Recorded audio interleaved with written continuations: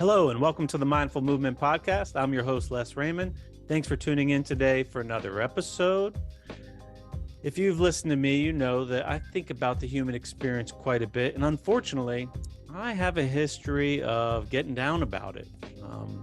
I try to be optimistic, but I don't always win that negotiation. But days like today, where I speak with Jared Seide from the Center of Counsel, I have a little bit of hope restored. I am definitely inspired.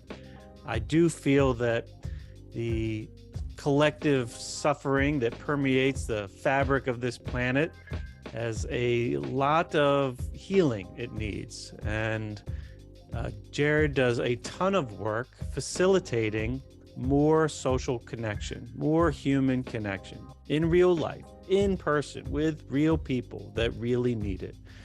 And the world needs nourishment like that. And I'm very grateful that Jared is out there doing it. And I had a terrific time speaking with him today. I hope you enjoy this conversation. Okay, I'm here with Jared Seide. Jared, thanks for joining me on the Mindful Movement Podcast. Thank you for inviting me, Les. I'm really happy to be here. Jared, you're the Executive Director of Center for Counsel. And I want to start right there. I want the 101. What is counsel? It's a good question. Counsel is a gathering of people. That's literally what it means. You know, there's a European guy who was familiar with Latin named Benjamin Franklin, who came and watched the Haudenosaunee people in a circle and said, that's a council. It's the Latin word concilium. So that's the word that he went to. But gathering together in a group and offering regard is something that has existed in every society. It's called Diwan and Loya Jirga in Islamic cultures. If you go to Africa, you recognize Ibidaramo and Bambal Talk and Dare, Ho'oponopono in Polynesian cultures, Ma'agal Hakshiva in Hebrew cultures. The Quakers have a practice of devout listening that was part of the civil rights movement in very profound ways. Sitting together and listening, speaking one at a time from the heart, listening without judgment, attentively, speaking authentically, and remaining curious offers the opportunity for collective wisdom to arise and for us to create this sort of container of belonging. And that's what counsel is. Speaking without judgment, or listening without judgment, you mentioned. I think I am notoriously guilty of failing at that task in my lifetime. You know, I think it gives us an opportunity to see where our work is. And that's, you know, you might think of counsel as a group mindfulness practice in that, you know, if we sit together and pay attention to the present moment on purpose without judgment, we're actually practicing counsel. And that, you know, is a good working definition of what mindfulness looks like. And when we do it in a group and we give ourselves the chance to not judge what is coming up, but speak what feels alive and see the other as a person speaking about whom we are curious without the need to have a stance or an opinion or judge them or put them in a box, we're creating an opportunity to emerge into the next version of ourselves. We're sort of setting aside what we always do as we walk with judgment through the world, judging ourselves, judging others, figuring out, are you with me, are you against me? What do I need to say to seduce you or entrap you or convince you? All of the things that we kind of have learned to do to function in this world. Stepping into counsel gives us a chance to set that aside and listen like we do, you know, at the seashore. When you listen to the waves, you know, the waves make a sound and you don't have to agree or disagree with them to understand what's happening with the surf or the wind in the trees. In nature, we automatically go to this place of not judging. And the opportunity in counsel is to bring that same capacity for listening from the heart, listening without judgment to each other. And some extraordinary things happen when we can bring that quality of listening to other humans. I want to definitely go deeper into some of the topics you just summarized. Before that, I want to get a clearer picture of the logistics. So when you say like stepping into counsel, what's the structure of this organization? I mean, let me rephrase that. The organization that you're part of, what's the structure of these councils? How do these form, come about, take place? Where I know From doing a little research on you, it seems like there's a history of using these to improve the quality within prison systems and police organizations, community organizations. How does that come about? What does it look like logistically? And then I would love to then go deeper into how they really unfold and what people get out of it. Yeah, it's a great question, and I'm doing my best to figure it out. I think starting where we started with the idea that human beings crave this opportunity to show up and to feel connected. Our sense of disconnection and loneliness is an extraordinarily pervasive and pernicious epidemic, according to the Surgeon General, that's really driving us into all kinds of horrible directions like opioid addiction and violence, domestic violence, political violence, mental illness. The capacity to come together in a way and be connected with others in the shared experience of being a human being is just something that we are innately drawn to. And so, the container of counsel gives some structure based on where we do it. It might look a certain way when you do it with your kids at home, where it's after family dinner, there's just a chance for everybody to pick up an object and say something that happened that day that made them smile, or something that concerned them, or something that keeps them up at night. And in doing that, every member of the family gets a chance to sort of say where they are. It could look like something that a teacher does in a class when it's time to look to text to self connections, and how are these themes showing up in your life. With the folks we worked with in prison, and that's certainly where we've done a great deal of work, it's really a rehabilitative process for folks to recover their humanity. It is an opportunity to every week come to a circle and be given the opportunity to be your true self, and to actually be offered the regard of people who might be your allies or your enemies out in the yard. But in counsel, it's a chance to just be listened to in telling a story about a time you had a crush on somebody, or a time something scared you, or a crazy grandpa who acted funny, or a time that you saw something really beautiful, or a favorite superhero or something. In telling our stories like that, we realize that we are more than the role we have been reduced to. And many of us are reduced to roles like inmate, or sick person, or impoverished person, or unhoused person. The capacity to create a container in which we can show up and feel that we belong is really powerful, but it really requires that we know where we are. And when we have an opportunity to sit with law enforcement, and this has been a really exciting new kind of area of work for us, we understand that officers are suffering profoundly because of the stress of their jobs. And learning about the autonomic nervous system, learning what sympathetic tone looks like, and how parasympathetic activation can help them chill, and actually, after a critical incident, come back to a state of balance. And when they leave work, go home and not carry all of the stress and tension into their families and create a toxic environment and into maladaptive responses to stress. It's really a wellness practice for first responders. In all of these different kind of ways, I think you need to meet people where they are, but essentially inviting folks to come together, to sit in a circle so you can see who's there, to have something at the center of the circle that represents what we're all doing here, something that is a precious object, or an object that sort of defines our purpose in some kind of way. A family has that, an organization has that. When you put it down in the center and you sort of enact the common ground, you've created something. You've offered an invitation to step in, and then there needs to be a stepping in, a moment where you decide you're going to speak and listen from the heart. You're not going to interrupt. You're going to be spontaneous, and you're going to keep it to the essence. You're not going to go on and on for the hours that we don't have here. Maybe each person talks for a couple of minutes. And then after we have been able to be in counsel and passed a talking stick around, perhaps, so that each person knows when it's their turn, you have to step out of it. This kind of thing can't be something that takes over the workplace, or takes over the school, or takes over the prison environment. We do it for an hour, or half an hour, or 2 hours, or something, once a week, twice a week, once a month. But that you step into it and you step out of it. And when you step out of it, you can navigate the agreement that, what we just talked about was for that time. And now we have to go back to work, but we know each other a little better. We understand the humanity we understand who it is we're moving through the world with. And in that way, we've kind of enhanced the culture of the organization, the climate on the prison yard, the sense of camaraderie amongst the officers. It has extraordinarily powerful impact on the quality of relationships, whether it's a family or an organization or a community, to practice like this in an ongoing way. It doesn't mean it needs to be how you are throughout your day. You don't have to, meet everybody with, hugs and incense and singing Kumbaya. It's about having a place where you can actually show up in your full humanity and offer folks the gift of regard and listening to them without judging them. That sounds beautiful, man.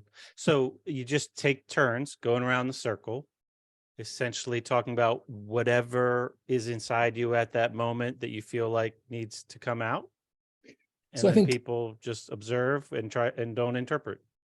that's essentially it, but I think it's important to understand that, as an organization, Center for Counsel has really focused on social justice issues. And, you and I walk with a great deal of privilege in this life. We were, we sort of hit the jackpot of birth. And so we have ability to show up and move about the planet. There are a lot of folks who are less visible, whose voice are less valued. And so when you bring a counsel practice into a public school or into a prison or into an environment where folks aren't used to having value in a group, just giving them the opportunity to speak is a lot. If there is a topic that the facilitator who is skilled can offer in the form of a prompt, not really a question, but a thing we're talking about, tell a story about a time, you thought you had everything under control and things went off the rails. And each one of us can reflect on that. It will norm this sense that all of us have gone through having to adjust to something that was unexpected. And perhaps that's the kind of conversation that needs to happen in your organization at that time. The skillfulness of facilitating counsel lets us really lean into the topics that need to be talked about. So while we might want to have a check-in round where, what's arising for you, what's coming up, what's alive for you right now might be a great way to start. There's some really interesting ways we can focus on how it is we're showing up that have a relevance to the community we're in, the family we're in, the organization that we're working within, and can be of enormous benefit when we're focused on that topic. Gotcha. You briefly mentioned about like police organizations. I can't really imagine. I agree. I think men and women that are working in that line of work right now are under a tremendous amount of stress. I work at a gym, like that's the day job, and I don't work that much there anymore. But there was a time where when I was earlier in my career, I just worked a lot there. Like I never said no to anyone. So I would work whatever hours I had to work. And I remember coming home at night, and this is from a job that really wasn't stressful. I mean, there was no threat, there was no danger, there was really no risk. It was me hanging out with a client, like reminding them that it's squat day in the gym and shooting the shit with them, whatever. But and it was something I enjoyed, but just the act of being on, coming home at dinner time and just that stress of doing something you enjoy in a low risk environment I'd bring it home with me. Mhm. And I wouldn't say it was a problem, but it definitely made it harder to connect with my family, my children, the way I would prefer to. Like there was a raciness to Mhm. my nervous system. And it's hard to imagine what it's like coming home when you add in the layers of the danger, Mhm. that daily dose of danger and risk. It's hard to imagine. And I could see that, having an anchor like a weekly meeting where you're going through this really medicinal practice, it sounds like, quite therapeutic, could give you like an anchor to connect on a regular basis, like a meditation of some sort, to get you to kind of come home to be in the right headspace when the environment changes all of a sudden and you're not on patrol and you're at the dinner table. Mhm. I think the practice of mindfulness and the practice of paying attention, self-awareness, self-regulation, these are all such critical skills for folks who are, responsible for the public safety of all of us, and folks are not trained in it.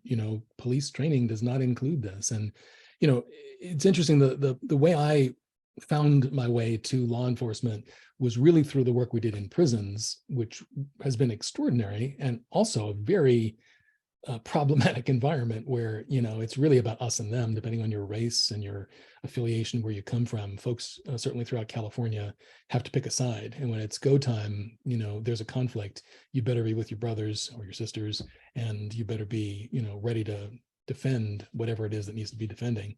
There's a constant state of sympathetic arousal, so it's fight, flight, freeze all the time. And as humans, we don't have a lot of capacity to take our foot off the gas, or better yet, to put our foot on the brake for that. And so interrupting that sympathetic response by understanding what it is to do a breathing exercise or a guided meditation, understand how to do a body scan, understand what it means in counsel. When we activate the prefrontal cortex, we actually interrupt that sympathetic state. And when we do that, our physiology changes. Our heart rate slows down, we breathe deeper, we can digest our food, we can get some sleep at night. Our prefrontal cortex gives us the opportunity to talk with people and to understand what they're saying and to be relational. And all those things don't exist when we have that fight, flight, freeze. We don't hear what people are saying. We don't hear, humans who are suffering, perhaps in the case of law enforcement, to everyone's great detriment. And I think that becoming skillful is so valuable, not just because it leads to, reduced use of excessive force in communities and better community police relations, but because from a health perspective, officers are dying, by some estimations, studies say 20 to 22 years sooner than the general population, just by virtue of the job they've chosen. You're giving up 20 years of your life. And this is not, getting shot in the line of duty. This is stress-related illness that results from this constant state of stress and the inability to go home and enjoy your family and to get good sleep.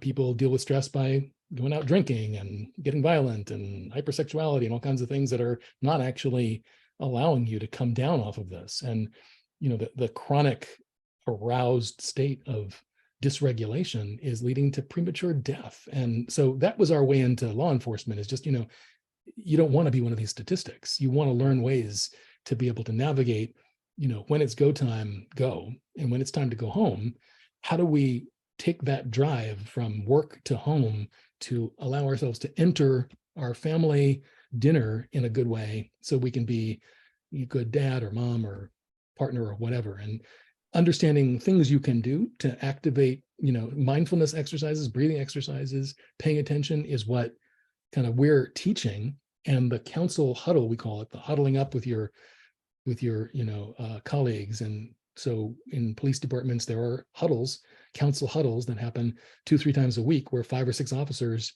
sit in a circle and they do a guided meditation and they do a breath exercise and then they do a counsel, and it trains them. It's like going to the dojo or to the gym, right, where you're actually training attention so that you are able to navigate that work-life balance in a good way. It comes up not only in terms of coming home, but also, officers will talk about pulling up to a traffic stop and feeling like there just something's with them. And that moment of like, okay, my feet on the ground, there's gravel on the ground. My feet feel a little bit different. It's kind of moist in the air, and just coming into the present moment and learning how to pay attention changes the way they will interact with that driver when they reach the car. And they talk about how they're amazed at how things have changed in the interactions with citizens as a result of having this capacity taught to them. Gotcha. Coming back to the prison setting, I find that fascinating. You mentioned within the prison, it's a lot of us versus them going on. That's structure is deep embedded in that. Unfortunately, is the councils within that setting, is that all voluntary? It's all voluntary, and it's kind of amazing to see how folks are curious at first. I will say that we began in 2012, 2013, the first group we did, we really required that it be a diverse group. So there were African-American and white and Northern Mexican and Southern Mexican. It was a group of folks who wouldn't normally hang out in the same room, let alone share vulnerably with one another. After that first weekend session, this group would meet on a weekly basis. But within 2 weeks, we had 250 people on that waiting list to try to get into that group. And then we offered another group and another group. We're in 29 prisons now. We've trained over 4,500, about 4,800 of these incarcerated folks. And not only do they attend these weekly sessions where they self-facilitate counsel, but they bring it back to their interactions with their cellmates. And then on visiting days, you see them, in the visiting room with their families, passing a talking piece around. And in a sort of surprising number of cases, they're coming home. Even folks who have life sentences. The one prison in Blythe, California, we started a program and we had 25 folks, again, maximum security, life sentences. Every single one of them got grants of parole, came back into their home communities. 3 of them work for us now. 2 of them are full-time employees. They've bought homes. They've started families. It's incredible to have known them when they were inside and only saw themselves as a CDCR number and as a criminal, with paperwork that designated them as this criminal, this gang affiliation, to transform sitting with folks who would be their adversaries through just listening to the stories and finding a way to tell their story that was regarded by the group without judgment. So the trauma and the abuse and the harm that was able to kind of come through in the articulation of these stories and be held by people who would typically not give someone the time of day was so transformative that every one of these guys got out. I went back to that prison, actually, this is crazy, last year after COVID started to kind of ease up. And I sat at that prison with a group of guys and we did a counsel circle. They facilitated it. And I asked them where they learned it. And it turns out that they had been taught by guys who were taught by guys who were taught by guys who we had taught. So it had gone 4 generations in this particular prison with folks kind of sharing the practice and feeling like this is my lifeblood. This is what helps me find my true humanity and the path to the next chapter of my life. It's so inspiring. I got to tell you, Les, it's like, I'm thrilled and honored and blessed and all that to be able to be part of this and to see the impact it's had on people and their lives. And they become the greatest ambassadors and the greatest sort of teachers and trainers in this once they have found their own personal journey to be so resourced and enhanced by it. It's an extraordinary thing to see. What type of institution? Was it the prisons where this process started for you? Or was it somewhere else? Like, where did you have the first counsel? Right. So the prisons we work in are the worst of the worst. They're prisons, where people are in solitary confinement for years and years. They're the level 4 maximum security now. And that's the 29 prisons that we're currently doing programs in. But when my daughter was about 9 years old, it was just after the Rodney King riots had happened in LA and schools were in bad shape. And when was that? I was a kid. I remember that vaguely. Yeah, it was the early 90s. And she was, I guess, 4th grade or something, and around the mid 90s, and stuff was just really problematic. Like, you didn't want to leave your kid at school because mean girls and bullying, and parents weren't getting along, and teachers were pissed off, and it was a tough situation. I was the president of the governing board. I was very involved in the school, and I was thinking, I can't, this doesn't feel good anymore. We heard that folks were experimenting with these counsel circles in other private schools in the area, and we asked them to come and show us what they were doing. And so they gave a workshop to the parents, and then we were able to sponsor the teachers, and the parents then were so enamored of it, they brought it to the kids in the class. And I watched my daughter, just the insight grow in her. So she'd come home and talk about why the bully is acting this way, and why her friend is having a tough day, and what's happening in the environment. And there were things that sort of opened up for her in understanding who she was with and what they were carrying and how it all connected with one another. She became a writer. So you learned about this through your daughter? Exactly. Oh, I've always said our children are our greatest teachers. It was incredible. Watching her transformation, watching that school become beloved community. There were still people who disagreed with each other, but we cared about that place, and we cared about, the journey of all these folks who were, having very diverse experiences. And I just, I had been in the entertainment industry at the time, and I just felt like there's such authenticity here, and it's doing such incredible, consistent, showing such consistent results, and folks feeling better and feeling lighter and feeling more connected. I needed to kind of shift over and figure out how to do this more. The schools grew. And so at a certain point, we had, I think, about 65 or 68 public schools in the Los Angeles Unified School District doing these programs where people would get trained and train the teachers, and teachers would bring it to the kids. And then the question was, where else does this need to be? Where in communities can we take it? What about the incarceration problem? What about the fact that our prisons are overcrowded, and the state of California has been told by the Supreme Court that you got to get people back into community? How can we, as a newly formed nonprofit organization, bring these tools into the system and help folks make that journey back into communities? And so that opened up the possibility of us working in prisons. The first initial kind of experiments in this were so striking. The guards were coming back and saying, I don't know what you're doing in there, but they're different. They come out of these meetings and they're different people. Like, they want to cooperate and they want to have conversations instead of being in conflict. And, we'd hear these stories that guys who had been building a reputation based on their ability to provide, contraband, guns or drugs or whatever, they were being approached by others on the yard because someone was having a conflict with their wife, or there was an argument going on with their cellmate and they didn't know how to resolve it, or there was something happening at home that they were trying to figure out how to deal with. Someone was, ill. And these folks were resources with life skills that became so valuable to the population of the prisons that it became something almost like a badge of honor to be somebody trained in this work. That's Incredible. cool. Did within the councils, within the prisons, well, first of all, there's a moderator, I assume? Well, this is really interesting. We spend 2 days dropping in deep into the practice of counsel, the various forms of counsel, the pedagogy, understanding that there are different ways to do it, what it means to form a prompt, and that a facilitator is someone who makes it easy. You're not there to be a therapist. You're not fixing anybody. You're just facilitating a process. And then when we leave after 2 days, it's up to them. They go around alphabetically. Every week, there's a different person who facilitates. They know what to do. They understand how to do it. And so the group self-facilitates its way through. And we come back, a month later, 6 weeks later, and do some additional training and answer questions and do some troubleshooting. But these groups are self-sustaining. And it's the same way with, with cops. It's the same way with medical professionals, that, we're teaching the skills to practice. And it's really up to folks to find a way to practice on a regular basis. And of course, in a prison, you have a captive audience. So they have their Tuesday meeting and they show up regularly. You learn how to do this by doing it. And so the more folks really commit to it, whether it's in a school or in a police department or in a prison, the better they get at it, and the more skillful they can facilitate other groups of people coming together to do this.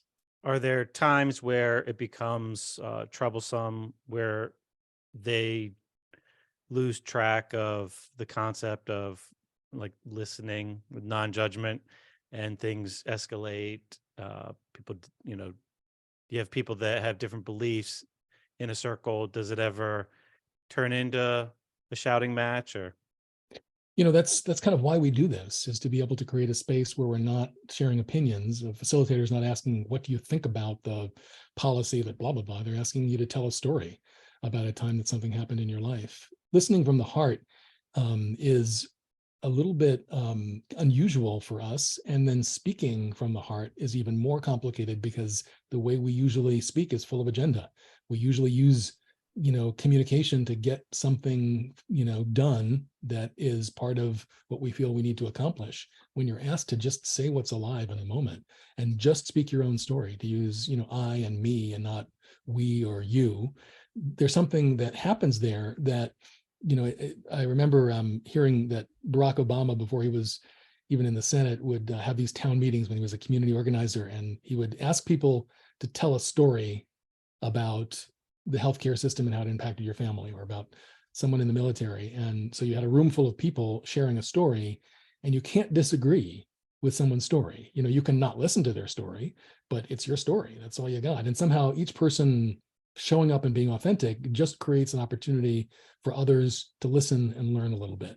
And if a facilitator can hold that intention strongly, as opposed to having a debate, or as opposed to keeping people in concepts or ideas or beliefs or opinions, something beautiful emerges, and it happens pretty consistently. It's not often that folks wind up doing something that takes it sideways. Sometimes, a story will become upsetting, and the response is, "Gosh, when you told that story, this was what came up for me," and that may lead to feelings of disruption, but it is something. The form itself of counsel becomes so valuable.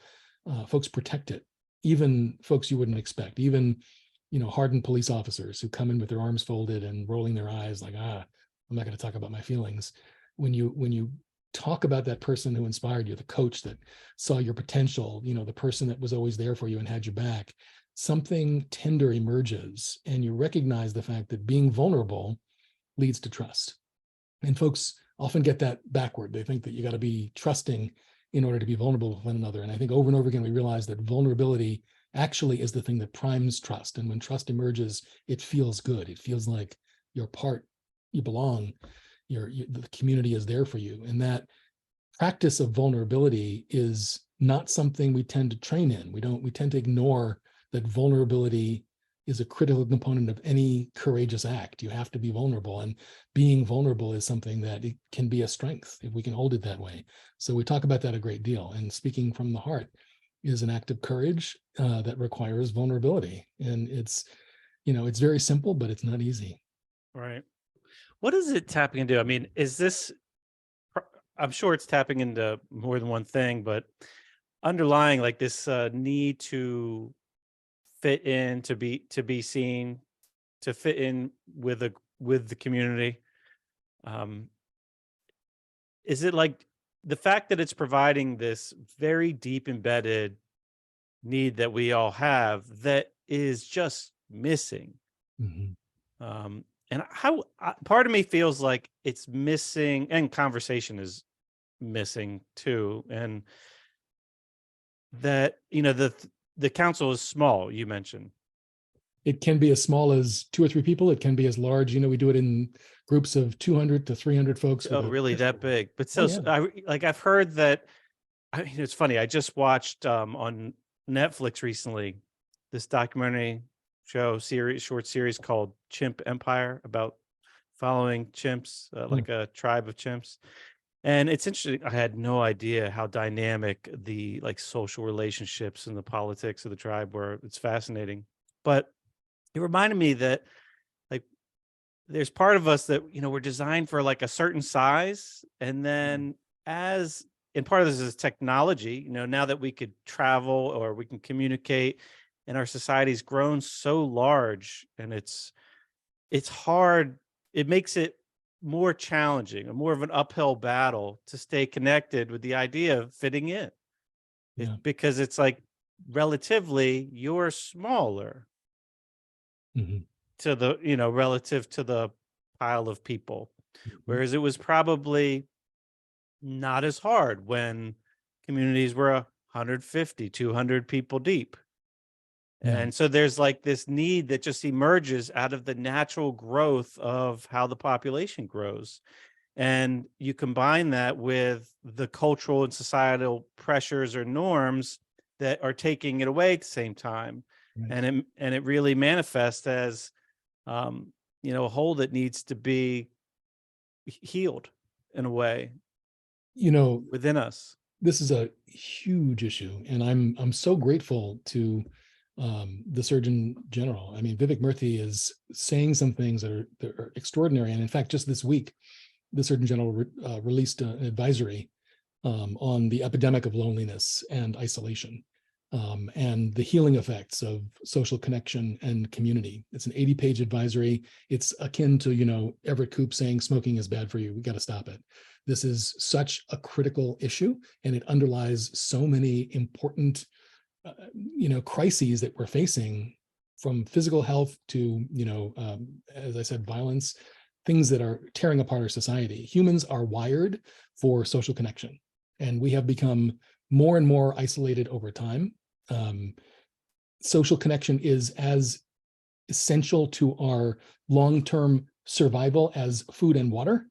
The ill effects of losing that are, by some studies, thought to be as bad as smoking 10 cigarettes a day as far as how it impacts our health. This is a crisis, and we need things we're not getting. Having an opportunity to come together in this way improves our health and our well-being, again, on the individual level, the relational level, and also societal level. And so these structures that provide that kind of invitation are, like you say, it's like medicine.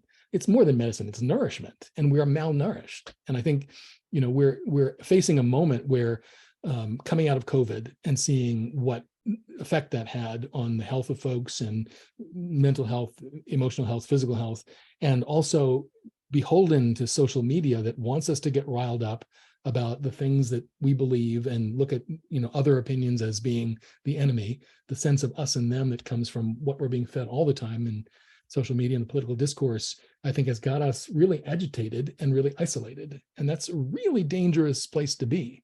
We need ways to come back, and our society doesn't have a lot of easy opportunity, like you say, to come together in a group of folks and actually feel seen and feel like your voice matters. And I think that our organization, and certainly many others, are really committed to creating these structures, whether it's for a family that just wants to feel more connected, or to improve the climate in a school, or the health of officers, or rehabilitative results and reducing recidivism for incarcerated folks. I think it all kind of revolves around that same quality, and I'm thrilled to be able to offer this to folks. I think it's not something that I invented or any one of us did. It's a thing we're trying to recover, that we know that cultures have always had as just a norm, and we've kind of lost it.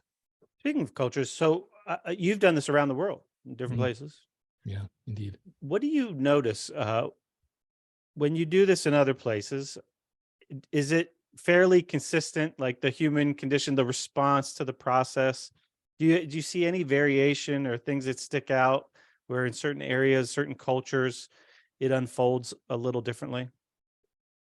For sure. I think that folks carry trauma in, it's very much related to place and culture. And the key in this and in many practices, nonviolent communication, all that, is to speak into the listening, to really meet people where they are, understand where they're coming from. I was just a couple of weeks ago in Ireland, and the kind of trauma that folks carry with them, Irish folks, and not just the troubles, but even going beyond that, families, neighbors, the country ripped apart, is something that is present but not talked about, rarely talked about in a direct kind of way. Whereas when we did this work in Bosnia Herzegovina, folks are just like, can't stop talking. There's a kind of a dark humor about that sort of mass shooting. Remember when that happened, and this grave site over there and the massacre over there? There's a real kind of almost grotesque desire to kind of really get into the nitty-gritty of the trauma that they have experienced. Practicing like this in Oswiecim, in Auschwitz, on the selection platform with the descendants of people who survived the Holocaust and descendants of guards who were stationed there at Auschwitz, and sitting in a council circle is an extraordinary thing, because you have this generational trauma that folks are carrying. My ex-wife carried a sense that, whenever she heard anyone speaking German, it just set off all kinds of things. She had to kind of head in the other direction, because it was so traumatizing just to hear the German language spoken, certainly by older people. There's so much folks carry into that, and it's incredible to create a space where folks are just able to tell their story. And in telling that story, there's a great unburdening, because you're bringing to the surface something that you've carried and hidden and exerted a lot of energy to hold down. There's that sort of, I guess it's a Swedish proverb that shared joy is double joy and shared pain is half pain. There's something about how collectively we can help each other move through, and we need to be in a space at a time, because the way it works, in Bosnia is not the way it works in, Pine Ridge, where we work, or in Rwanda. I sat in a circle in Rwanda with Hutus and Tutsis, and there were folks who were so traumatized by what they had done, sitting with folks who had, limbs chopped off in the same circle. And this sort of sense of, I live with so much guilt, and can you forgive me?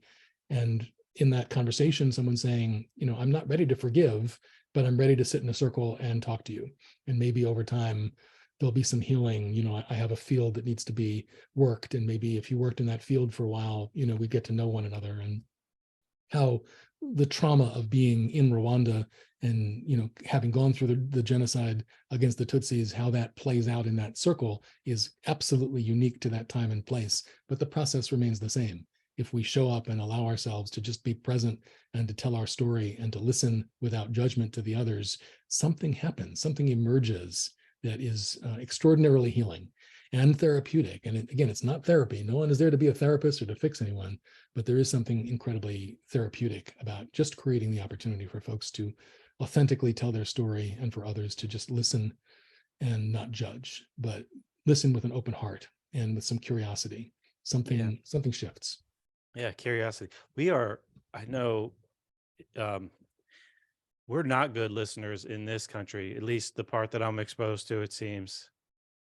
It's interesting. You mentioned like political divides earlier, and something I notice, and I'm not going to get political here, but something I notice how people talk about the others. Mhm. Not everybody, it's common for people to think they know why someone from the other side of a aisle or position feels or believes the way they do. Like they impose the reason they think that person feels that way, and then the other side does the same. These people, liberals feel this way because of this, conservatives feel this way because of this, Mhm. but they're always wrong, it seems, because what they'll say is never what the other side says Right. why they're doing it. It's just that it's like they don't know any close enough Right. to have a real conversation Mhm. and listen with an actual desire to understand where they arrived at their beliefs. They have no idea, but we think we do.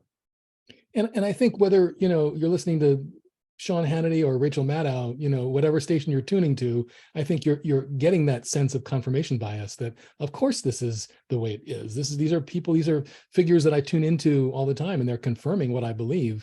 And it makes you less curious. It makes you Right. less eager to really hear the story and just hear the story. You're just looking for ways that my bias is confirmed. You see, there he goes. That clip shows that it must be what I believe. And that way of listening is listening from up here. When you shift to the capacity to listen from the heart and set that aside for just a minute and just listen to the story, and at the same time be given the chance when the talking piece comes to you to just speak what's coming up for you so others can hear that, something shifts from that way of listening and speaking with agenda. And it really is, it's so critical that we do that. I mean, we're going in a direction, and speaking of places like Auschwitz and Rwanda, there is a slippery slope, and it starts with thinking the other, that the other is less than, that the other doesn't really deserve rights, that the other is, kind of less, clean, less smart, less capable, and so they deserve less. And then that leads to laws, that leads to biases, that leads to things that result in, what happened in Rwanda, what happened in Europe in the Holocaust. It's really incredible to watch the process that goes on with humans. These aren't, aliens and robots and bots. These are actual humans that are somehow convinced that the other is not only someone you disagree with, but someone who doesn't deserve the same courtesy you would show another human. They don't deserve the same resources. They don't deserve the same respect. And that's a really scary thing. And to have gone to places where it's led to such horrible violence and massacres and genocides, we got to wake up around this.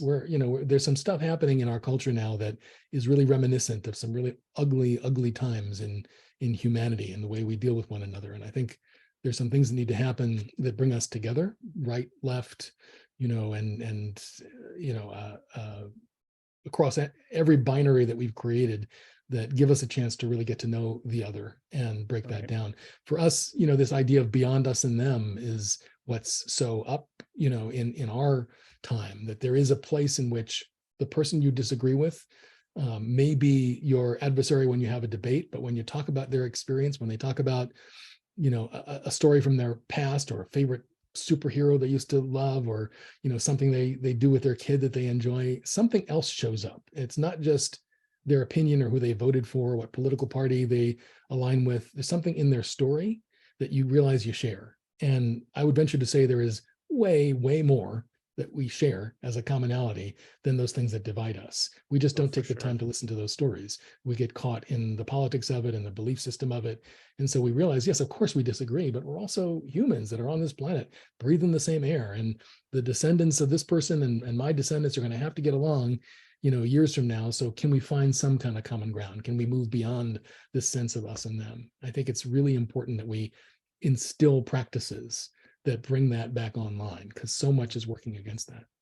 Well, it's good to have tools. And I mean, clearly you're playing a big role in bringing one of those tools to fruition.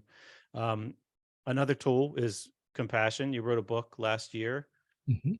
called Where Compassion Begins. Um, I know that it's hard to, like you mentioned, we got to bring together. Unfortunately, when you're in like a stressed state, it's like it's harder to it makes it harder. It's like a more uphill battle.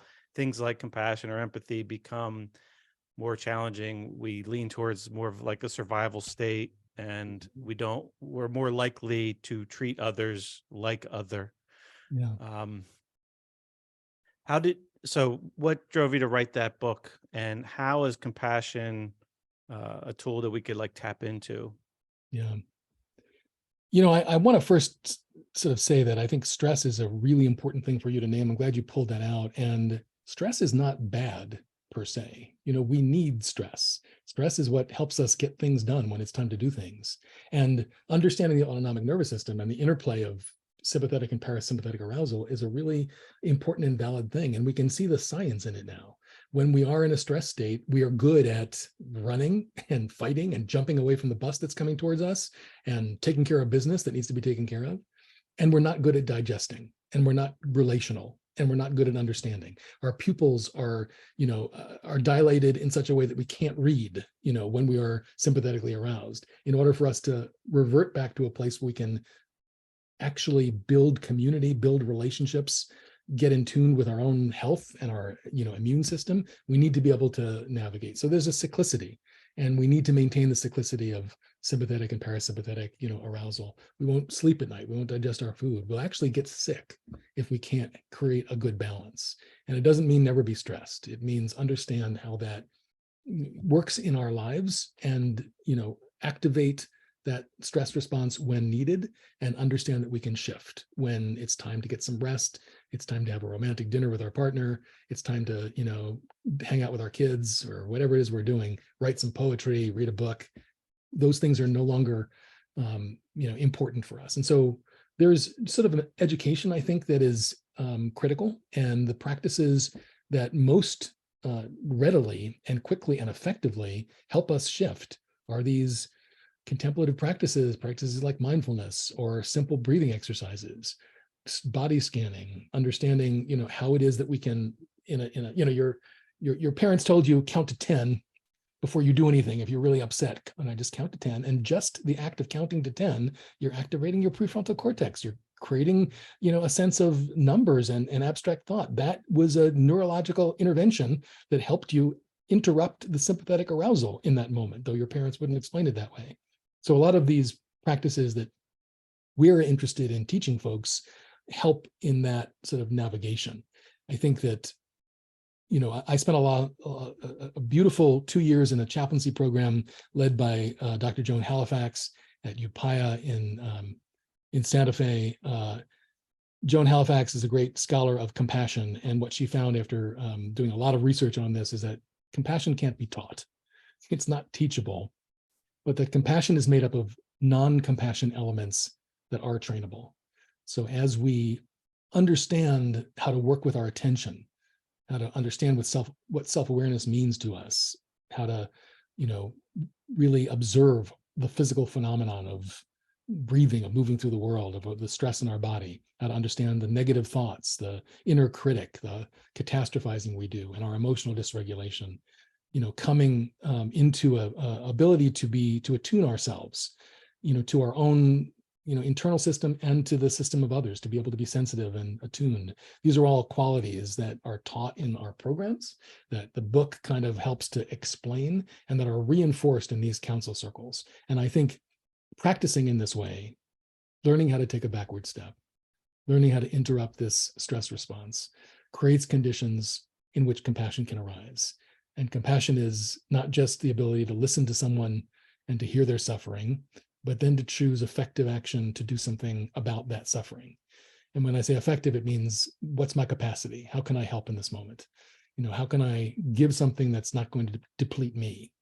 Compassion does not leave out our own internal understanding of what we have the ability to do, nor does it turn away from something we observe. It's not pity.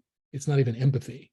It's, feeling a thing and then acting on that thing, and acting in such a way that preserves our own capacity and our own resources, so that we're not depleting ourselves and, falling into what Joan Halifax calls pathological altruism, which is something that often leads to what folks understand to be empathic distress and things like this.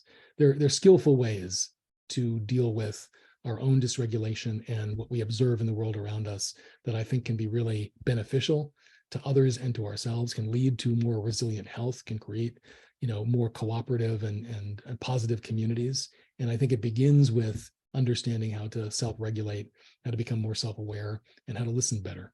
And from that, I think we find ourselves in an environment in which compassion arises. So wait, how are you actually defining compassion then, Jared?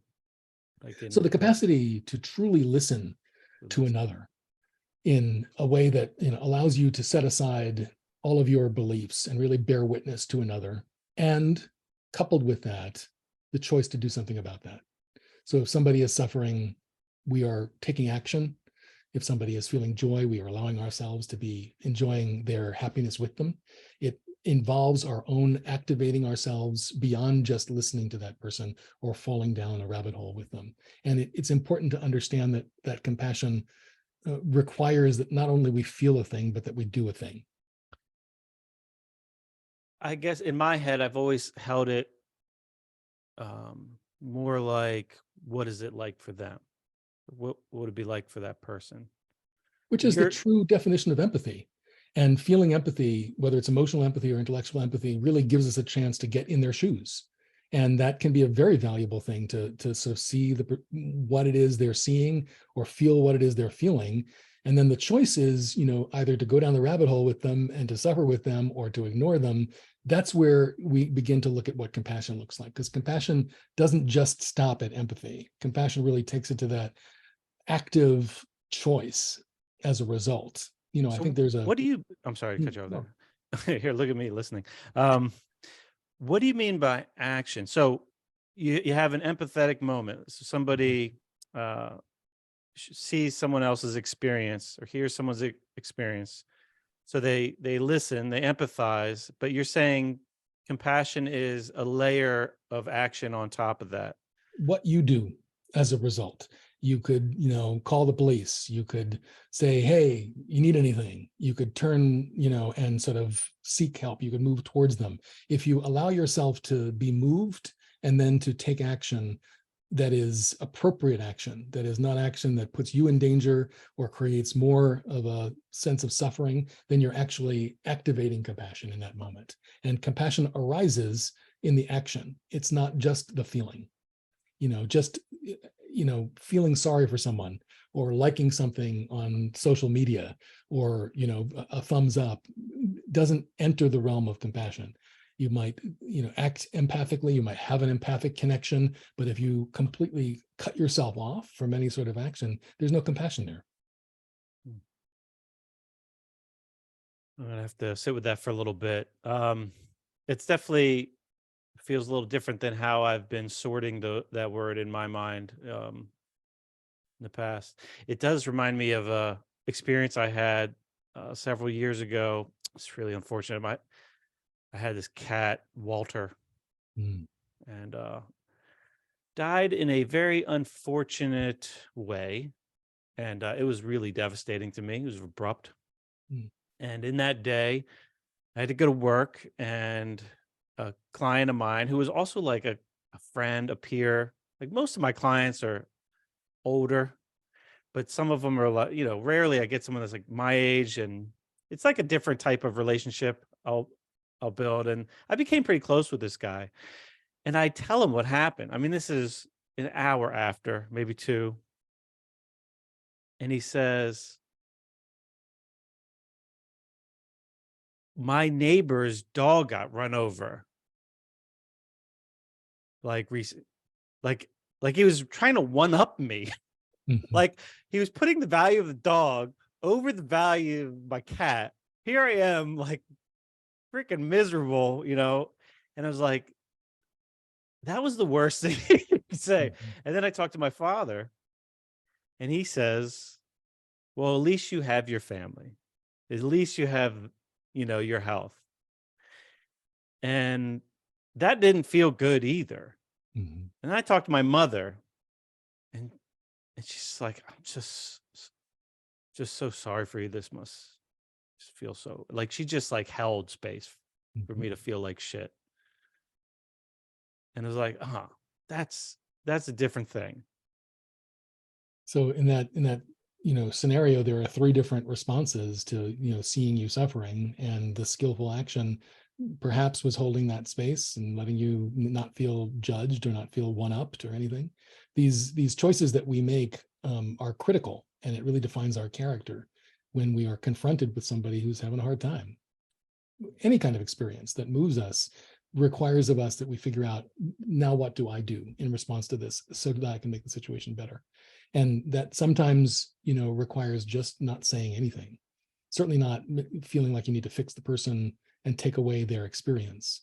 I think that skillful response to perceiving suffering is where compassion arises and where we can really be of benefit. And I think it's tough. Sometimes people get it wrong, but it's also important that we take action. It's important that we are driven to take action based on the person in front of us. And knowing you, Les, as hopefully your dad and your mom, at least, I don't know about your client, but having an understanding of who you are would factor into what I might do that would be of benefit. Not that takes me off the hook, but also kind of creates a little bit of something that eases the suffering in this moment. And I think that idea of easing suffering is underlying the concept of compassion. It can't just be kind of go blank and disappear from the scene. It has to be, now what do you do? What do you do that's effective? What do you do that's going to be of benefit and also a benefit to you? You can't, reach into your wallet and give somebody all your money because you don't have money. You can't spend an hour talking to somebody when you have to be somewhere else because you're going to disappoint the person you need to go to. But you need to make a skillful and discerning decision in that moment that allows you to be of benefit. And I think that's where the compassion arises. I find myself making this mistake I don't want to judge here I am judging myself. It's a mistake. I am been passionate for a long time about health and wellness. So I'm always learning, and I've learned a good bit. I think, I believe that knowledge is the biggest obstacle to understanding. So I try not to pretend like I really know stuff, but I know more than the average person about the relationship of food to physiology, just because, hundreds and hundreds of hours upon hours of learning. And I'm always working on my health, and I'm in the profession of helping people improve their health. So that backfires to me sometimes in this realm. Someone in my family will say something, maybe something's bothering them, and I will default I want to fix it. And that's useful. And like you said, it should depend maybe on, who the person is, what's their current situation, what's the context of that. But I know there's times where I do feel for them, and I feel and see their suffering, but me trying to impose my ideas how to fix it is probably not the best way to express compassion. Even if I'm right, even if the intervention or my idea would work, it doesn't matter.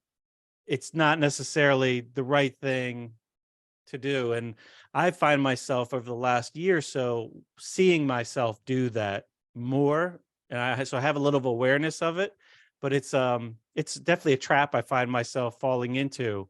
And I have a history of it. And I'm sure I did it for a while without any awareness that I was doing it, without any awareness of shut up, you idiot. This is your daughter. She doesn't need to hear that from you. She needs a fucking hug. She doesn't need you to tell her how to fix it. I think that awareness is so powerful. because sometimes people do want help with something and you need to know when they're asking for it, but also the capacity to just listen, just to offer the regard and to be that space where someone can speak. And, the practice of counsel that we, continue to put out there as a practice, and like meditation, like exercise, like, taking a walk in nature, you're doing this as it has therapeutic value. I think having the capacity to not be reactive, to really wait till it's your turn, even if the person is going to, you've got to listen to 3 or 4 or 5 people, that there's a value in holding that space and offering that regard, that the person feels from you that you care enough to sit there for 5 minutes or 10 minutes or whatever and let them get to the end of their story.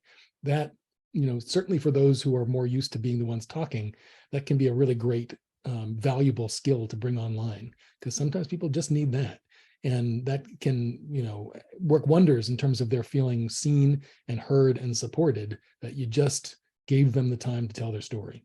I think it's a huge asset. And again, it depends on the situation. You got to know what it is that feels skillful and feels appropriate in the moment. And part of it is recognizing that, I know that there's an answer here that I would go to, but there might be something else beyond this. I might, if I listen a little bit longer, realize that this is one solution, but maybe this also could exist. Maybe there's a third thing. What's a go-to? So let's say someone wants to flex the muscle of compassion to become a more compassionate person, and they're actively paying attention to how they listen to people. Let's say somebody is confiding in you and they're discussing the suffering of their day or whatever's going on, and you're consciously listening, you're intentionally not interrupting, you're actively trying to understand what's going on with them. And then are there like some lines, a framework of the first question, like, are there some go-to lines that you use, that you lean on in those situations, that people could use as a applicable strategy to integrate more of a compassionate approach or lifestyle to their relationships? After you listen and it's your turn to speak, what do you say? I think that there isn't really a hack for this that doesn't really start with oneself. You got to kind of really give yourself the space to do this. And so practices like meditation, even like centering prayer and, time alone or time, exercising, you begin to develop the capacity to understand what's going on in your body and to have a relationship with that. You become kind in terms of, like you say, what you eat, what you put in there, the kind of sleep you get, the water you drink. There's the physical nature of you, there's the mental nature, and we're constantly creating this negative self-talk that often brings us to like horribilizing, catastrophizing, dread.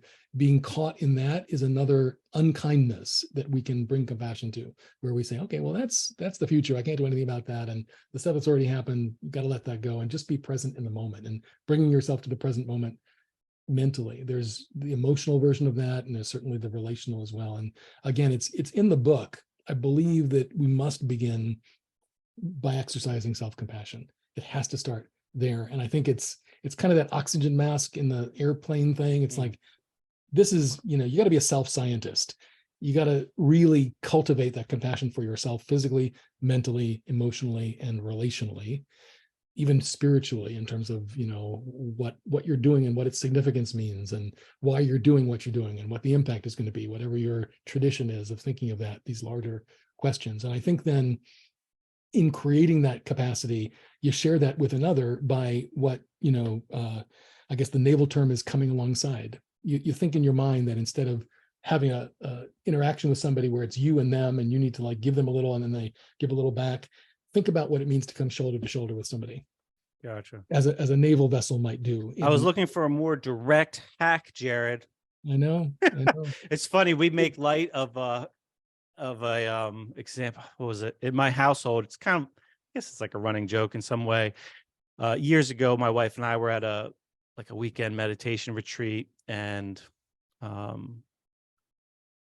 the guide was guiding us through one of the guided meditations, and I think we were I recall like shedding light on a feeling or emotion that we were dealing with. She asked questions like, where is it in your body? And then, you'd go through that process of feeling that out. And then you'd assign a color, like if it had a color, what would it be?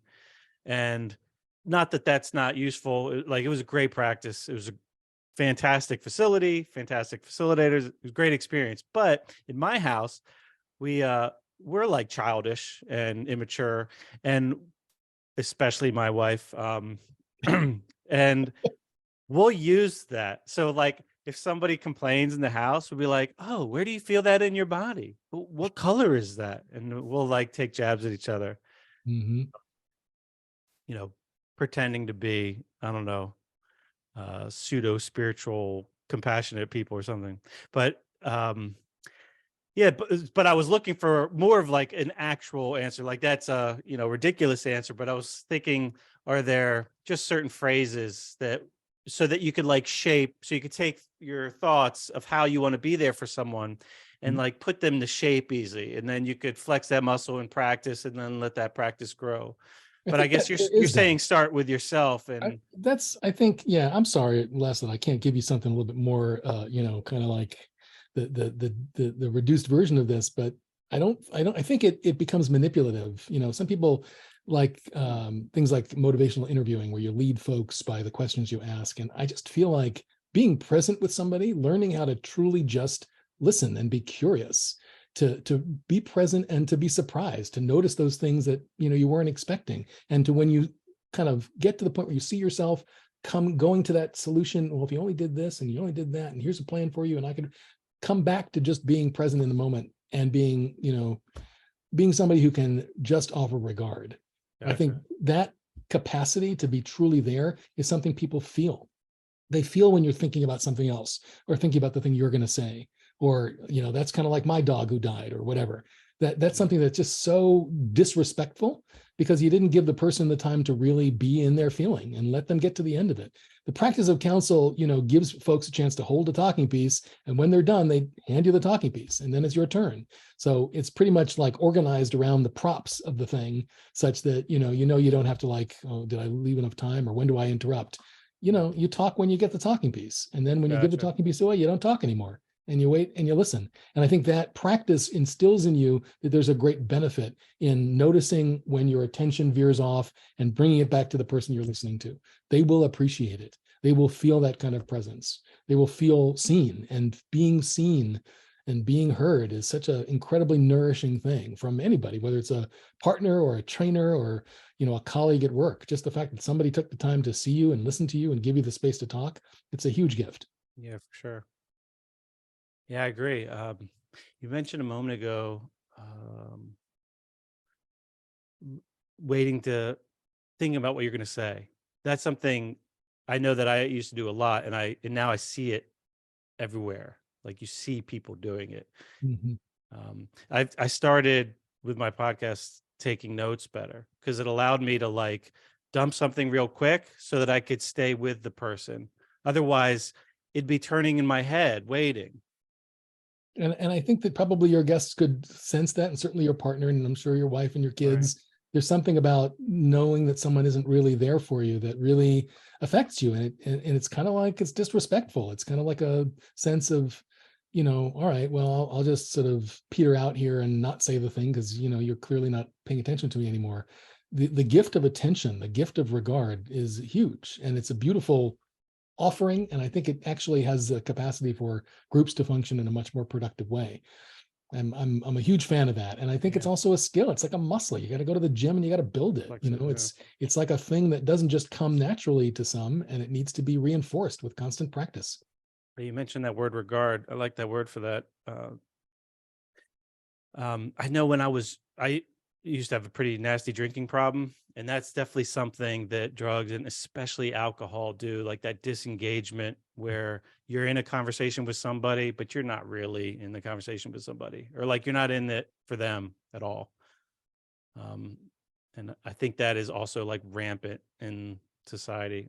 For sure. And I think that you will find in your interactions with those you're close to, that things improve relationally, but watching, even a group of hardened cops sitting around kind of rolling their eyes and like, oh man, I'm kind of, one person tells a story about a friend who committed suicide or somebody who's suffering and they get real, everyone starts to kind of like lean in like, oh man, I'm sorry. And there's that moment of like, and when somebody else then says, well, you told that story and now it's my turn and I have a story, and then they tell their story, something starts to emerge in that group that feels really connected. And seeing people go from that sense of like, cynicism and, a bunch of idiots and I don't care about this, I'm not talking about my feelings, to that just got real. And that reminded me I'm carrying some real stuff too. And if I have the opportunity to tell my story and no one's going to interrupt me, it's going to help me. And that person who is suffering, who told their story and seeing the leaning in, they're helped by that too.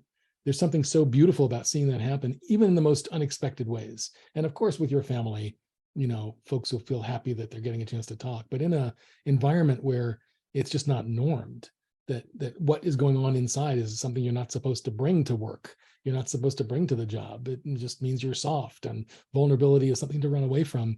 That's a real problem. And I think, I'm glad you mentioned drinking. I think substance abuse is a, huge go-to for folks who are feeling stress and don't have any other release for it. It's unfortunate because the maladaptive response to stress that can, kind of lead to is bad for the health, bad for the relationships, bad for job performance. Is no good comes from that. And I think folks can be a lot more healthy. And, beyond that, your blood pressure, your, cholesterol, your weight, your exercise, all of that improves so much when you feel engaged, when you feel seen, when you feel connected. And, we see with the cops that we have trained, we have officers who've been with us for 3 months. They go to the doctor and the doctor's like, you don't need to take this blood pressure medicine anymore. I don't know what's going on, but something is happening that's different. And it has to do with this training. They're developing skills, meditation, mindfulness, all of these things are intervening in ways that medicines, do as well, but not as effectively and have side effects. So if you can bring about skills that actually improve your health and improve the relationships and your performance, and they're free and you don't need a prescription for them or to, kind of screw up your body in the process, why not try?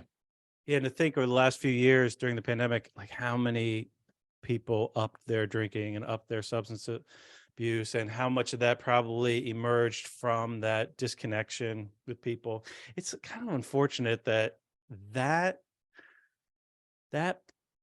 cost of, I don't want to get political, but the cost of the policy around how everything was handled, the cost of that disconnection that was being imposed on people just didn't get any, like if you talked, like people that talked about that got shut down, as it really got, it didn't get the attention that it needed. And people saw it. People saw it happening when people in their life, they felt it themselves. And it wasn't discussed in the public view very much, that this is a problem, having people separate from each other. Like, we are a tribal species. We need each other. I remember times like a lot of my community, I don't have a lot of friends where I don't really have a lot of friends, but going to work was like such a big sense of my community. Just hanging out with my clients, talking about what our children, whatever is going on in our families or at our lives at the time while, they're working out, and I'm, just kind of reminding them what weights to lift or whatever. And that little thing, like, I didn't realize how much of an impact that had on me. Just like being in the room with person, talking, and about mostly stupid stuff. And when it got taken away, because I was deemed non-essential, no resentment in that comment.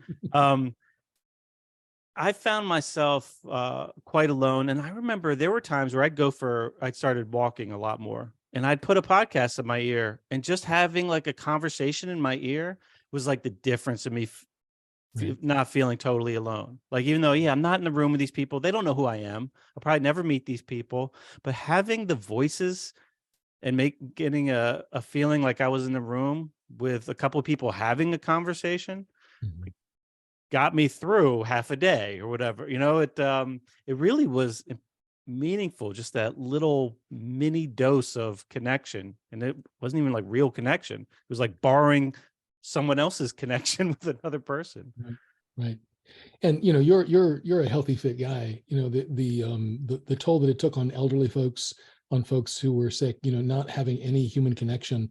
My wife is a physician, and just seeing the incredible, just devastating health impacts on people dying, frankly, because there was nobody there to talk to. There was no one there to connect with. They've lost that connection, because of whatever, policies, or, the impact of how we were adapting to the pandemic, not to mention what happened in the, sort of social life of children who didn't have the opportunity to interact in schools, and their capacity to learn and to even to socialize. It is absolutely devastating. And, again, not to be political about it, it helped to highlight this extraordinary need to address the epidemic of loneliness and disconnection. This is a huge issue. It's an issue that COVID exacerbated, and fortunately, we're mostly out of that right now. But it has highlighted something that we've got to pay attention to. These things are causing some extraordinarily negative health impacts, all around society. How does someone take advantage of these opportunities, these councils that you're a part of? It sounds like there's within organizations that organize, but what if someone's not in one of those organizations and they hear what you're talking about and they're like, I need a little of that in my life? Yeah. Is it open to the public? Are these yes, do of they course. pop up in different towns and you could just show up, or how does it work? I'll just say something about the book, because we had programs, as I mentioned, in dozens of prisons that all got shut down. Of course, we couldn't go into prisons for a couple of years, but we have grants, right? We got these grants from the state government saying, here's this money to go into prisons. And we're like, well, we can't go into prisons. What are we going to do?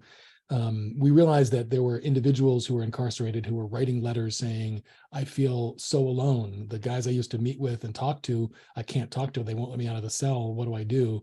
We wound up actually accumulating letters from a circle of 25, putting them together in a kind of a newsletter, offering a mindfulness activity and a meditation, and then with the compiled shares, attaching a couple blank pages at the end and sending it back to folks. So they would sit in their cell and they would do this meditation, and they would read the voices, the written shares in the voices of those who were in their circle. And then it came to the blank page, and then they would basically receive the talking piece and write their share and send it back to us in an envelope. And then we compiled it again and sent it back to them. And we went back and forth with a lot of folks who were stuck and unable to connect. And in doing that, just as you had the voices of the podcast folks, hosts and guests in your ears, they were able to listen in to the shares that were written authentically in the handwriting of those colleagues that they sat in council with, and it gave them some support. We also realized we needed to kind of go over the things that council is.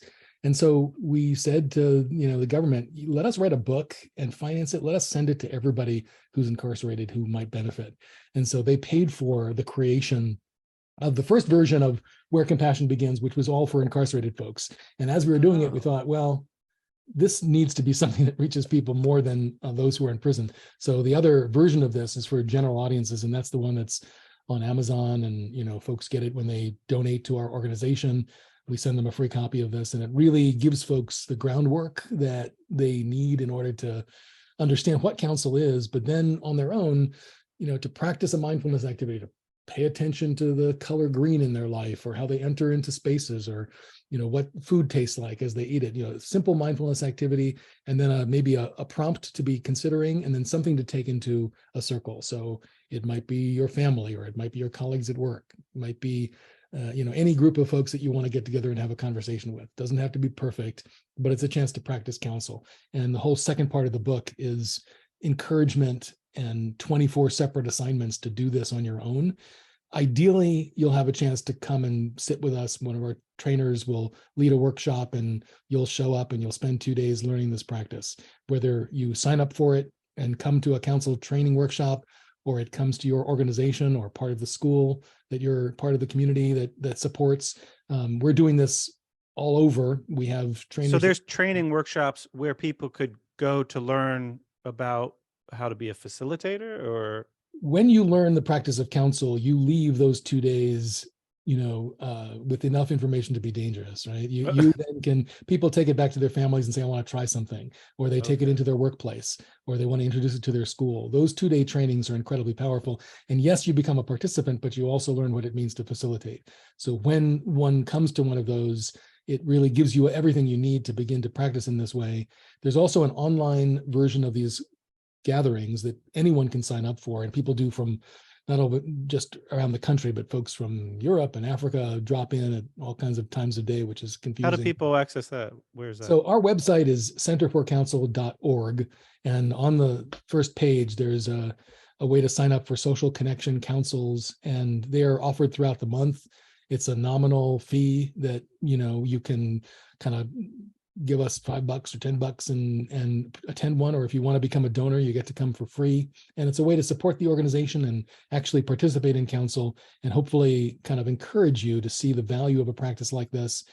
Maybe you'll want to buy the book and learn more about it. Maybe you'll come to one of the trainings we do, or maybe your workplace or your school will be in need, and you'll reach out and arrange to have us come, and we'll send a couple of trainers to train up a staff and to get this embedded in the culture of your workplace and the culture of your school. We have law enforcement now that is very interested in this practice. So after we did 7 cohorts with the Los Angeles Police Department, and the results were so striking, all of a sudden we were getting calls from other police departments and from local philanthropists saying, these officers are in a lot of trouble. They're all kinds of suicidality and depression. Can you come to my municipality and teach these folks counsel? And so we've gone to Jacksonville, Florida, and to various places where we have been asked to come and offer these trainings around the country. And we've developed a partnership now with the Department of Justice that has recognized that in helping to resource law enforcement officers, there needs to be innovation. Folks are not getting trained in these ways, not only for their health, but for how we can bring compassion into the interactions between police and communities. And so we're very grateful for this collaboration with the Department of Justice in Washington. I mentioned that I've been spending some time on the East Coast as part of the National Officer Wellness and Safety Work Group that the DOJ has put together, and I'm thrilled to make this available throughout the country and and beyond. So a lot of ways to connect. I think the website, centerforcounsel.org, is a good place to kind of get a flavor of this. And if folks want to understand where we're going with this, our new initiative is called beyondusandthem.org. And Beyond Us and Them really is, why do this work? Why is it important? And how do we get folks that are not only law enforcement officers, but what about the folks coming out of prison? Can we put them together? And what happens when we have, kids in school and teachers, or, folks who are in industry and others who are in the social justice field? What if we put those folks into a counsel circle and see what happens when folks who consider themselves adversaries or somehow oppositional because of their politics, because of their identification, is it possible to weave together this sense of beloved community? And that's kind of where we're headed with our work. And folks who are listening to this who think that this is a worthy cause and want to find out about it could certainly learn about it and hopefully jump on board, because we need all the support we can get. Yeah, that sounds great. And we'll link to the 2 websites, the centerforcounsel.org and beyondusandthem.org. Yeah. And definitely encourage folks to check it out. And, hopefully you're feeling generous and contribute. Jared, it sounds like you're really doing some important work, and I'm really grateful that people like you exist, man. Thanks, Les. It's great to chat with you, and I'm grateful that you took the time to chat with us on the podcast. Is there anything else you'd want to touch on before I let you go, before I start disrespecting your time here? I'm looking at the clock. I just want to say that, what you and Sara are doing in terms of, getting this message out it's just a really important time for us to be paying attention. And it begins by, understanding what attention looks like. We can zip through our day and think we're kind of checking the boxes and getting through everything. But in a moment where we slow down and actually, kind of move towards a sense of a deeper appreciation of the present moment, we recognize that there's a lot going on that we haven't noticed, including the experience of those around us who we may not be paying enough attention to, and the capacity to really cultivate that ability to slow down, to pay attention, to learn how to self-regulate, and to be able to speak and to listen from the heart is incredibly beneficial. It's beneficial, like I said, to our health, to our relationships, and to, society and culture writ large. So I want to congratulate you and appreciate you guys for doing what you're doing, and for inviting me to be part of this conversation. I hope it continues to be something that folks really lean into, because there's a lot of work to do. Yeah, well, absolutely glad to be a conduit for your message. It's a beautiful message for the listeners out there. Always grateful for your listening. Thanks for tuning in. I hope you enjoyed this conversation, and I hope everyone has a terrific day. Jared, thanks for talking to me today. Thanks, Les. Appreciate it. Thanks again for listening, everybody. I hope you enjoyed the conversation. I sure did. I'm very optimistic when I hear that there's organizations out there doing this kind of work. It makes me feel good just hearing about it. I know that personally, it feels like an uphill battle trying to stay positive sometimes when I think about the collective suffering that permeates the social fabric of this planet. And it's nice to connect with someone like Jared to inspire and to make me to really reinstill some hope in my mind, and hopefully in the listeners too. I encourage you to play a bigger role. Check out the websites, and if it's a good fit, see if you could connect and contribute. And once again, thanks for tuning in. And if you think you know someone that would appreciate this conversation, please send it their way. Have a great day.